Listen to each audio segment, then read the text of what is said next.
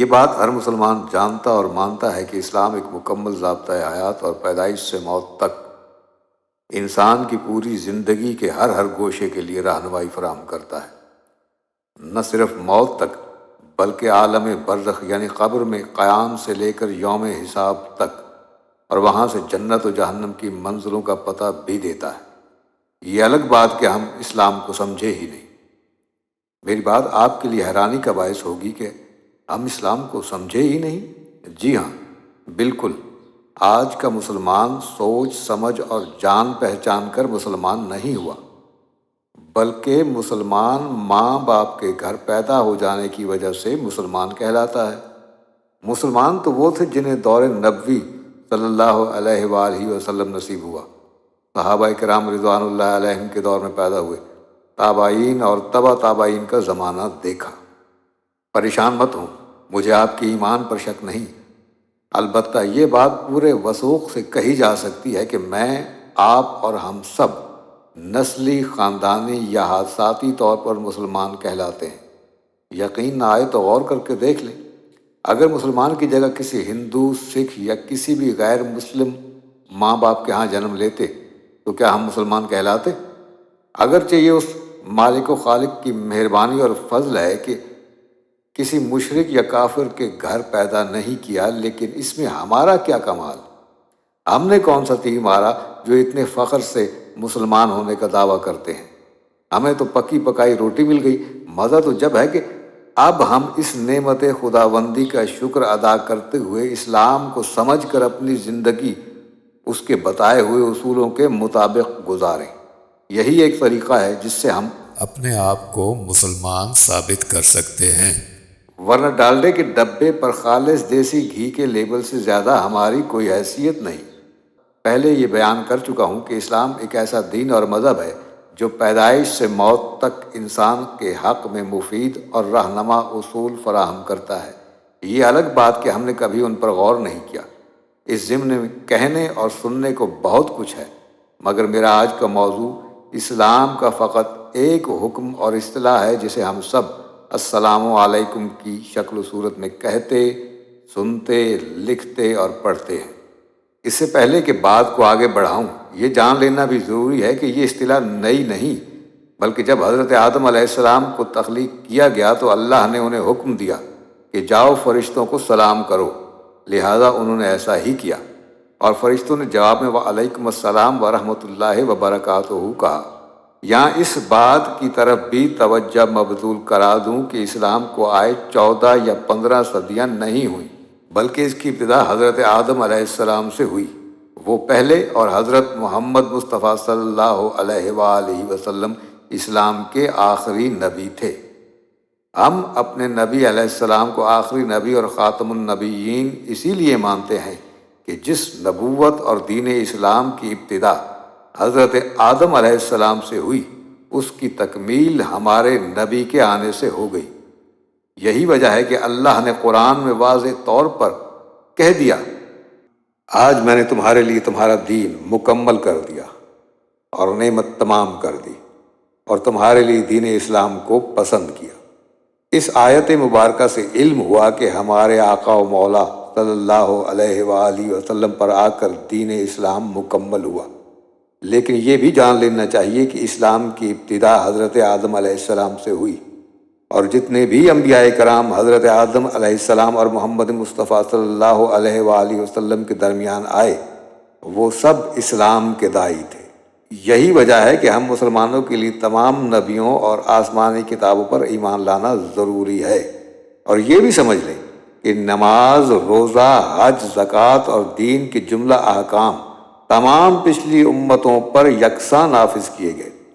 اسی لیے جب روزے یا صوم کا حکم آیا تو کہا گیا، اے ایمان والو، تم پر رمضان کے روزے فرض کیے گئے ہیں جیسا کہ تم سے پہلی امتوں پر فرض تھے۔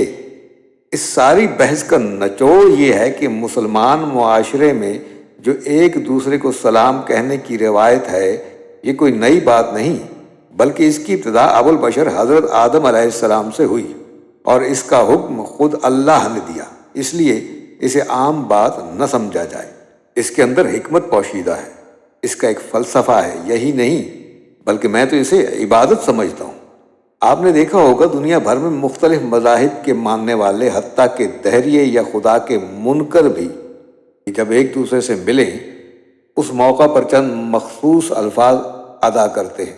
مثلاً انگریز گڈ مارننگ اور گڈ ایوننگ کہتے ہیں، ہندوؤں کے ہاں نمستے یا جے رام جی کی کہنے کا رواج ہے، سکھ آپس میں ملے تو ست سری اکال کے لفظ ادا کرتے ہیں، جبکہ عربوں کے ہاں صباح الخیر اور مساء الخیر کی اصطلاحات مروج ہیں۔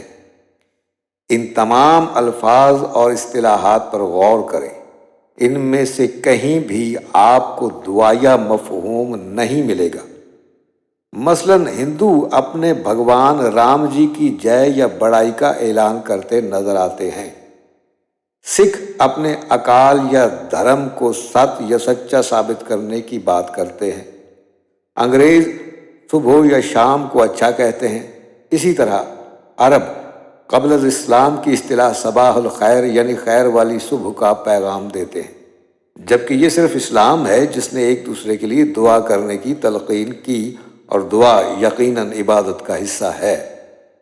جیسا کہ میں پہلے کہہ چکا ہوں، ہم کسی سوچ سمجھ اور اختیار سے مسلمان نہیں بنے، اور یہی وجہ ہے کہ اپنے دین اور اس کے احکامات و اصطلاحات کو بھی رواج اور رسم سمجھ کر ادا کرتے چلے جا رہے ہیں۔ کبھی غور کیا کہ السلام علیکم کا مطلب اور فائدہ کیا ہے؟ سلام عربی میں امن و سلامتی کو کہتے ہیں، لہذا جب ہم یہ الفاظ ادا کرتے ہیں تو اس کا واضح مطلب یہ ہوتا ہے کہ تمہیں امن اور سلامتی نصیب ہو۔ کیا یہ دعا نہیں؟ اور جب آپ کسی کو یہ دعا دیتے ہیں تو سامنے والا جواباً وعلیکم السلام کہہ کر آپ کے لیے بھی امن اور سلامتی کی دعا کرتا ہے۔ سبحان اللہ! اتنا عظیم مذہب ہے جس نے دعا کا ایک ایسا آٹومیٹک نظام وضع کر دیا جو دن رات مسلسل حرکت میں رہتا ہے۔ اندازہ کریں، دنیا بھر میں بسنے والے کروڑوں مسلمان صبح سے شام اور شام سے صبح تک کتنی بار یہ دعا پڑھتے ہیں، تمہیں امن نصیب ہو، تمہیں سلامتی نصیب ہو۔ ہر ایک دوسرے کے لیے امن و سلامتی کی دعا کرتا چلا جا رہا ہے۔ سلام کے خدائی حکم ہونے کی ایک اور دلیل یہ ہے کہ یہودی اور مسیحی برادری بھی ہندوؤں اور سکھوں کے برعکس ایک دوسرے کے لیے سلام کی اصطلاح استعمال کرتے ہیں، اور یہ اس لیے کہ توریت، انجیل اور زبور خدا کا کلام ہے اور خدائی احکام سب امتوں پر ایک جیسے نازل ہوئے۔ امید کرتا ہوں کہ یہاں تک آ کر سلام کی اہمیت واضح ہو گئی ہوگی، لہٰذا اب یہ بھی بیان کر دوں کہ اسلام نے عبادات اور دعا کے لیے کچھ اصول اور قوانین وضع کیے ہیں جن کی پابندی لازم ہے۔ مثلاً ایک مسلمان کا دوسرے مسلمان کو السلام علیکم کہنا اگر سنت رسول صلی اللہ علیہ وآلہ وسلم ہے تو اس کا جواب دینا واجب ہو جاتا ہے، یعنی جواب ضرور دیا جائے، اور اس میں اگر رحمت اللہ وبرکاتہ کا اضافہ کر دیں تو ثواب 2 گنا ملے گا۔ سلام کے آداب: باہر سے آنے والا گھر یا محفل میں موجود افراد کو سلام کرے۔ چلتا ہوا شخص کھڑے یا بیٹھے شخص یا اشخاص کو سلام کہے۔ گھوڑے، گدھے، موٹر کار، موٹر سائیکل یا کسی بھی سواری پر سوار شخص پیدل چلنے والوں کو سلام کہے۔ نماز یا رفع حاجت میں مشغول شخص کو سلام کہنا اور اس کی طرف سے جواب دینا ممنوع ہے۔ کم عمر بچہ اپنے سے بڑوں کو سلام کہے۔ اگر چلتا ہوا، سوار یا باہر سے آنے والا شخص کسی محفل میں موجود کثیر تعداد کو سلام کہے تو ان میں سے کسی ایک کی طرف سے جواباً وعلیکم السلام کہہ دینا کافی ہوگا۔ آج کے اس آرٹیکل کا مقصد یہ ہے کہ ہم سلامتی کی اس دعا کو سوچ سمجھ کر عام کریں تاکہ تمام مسلمانوں کو امن و سلامتی نصیب ہو اور بھائی چارے کو مضبوط کیا جا سکے۔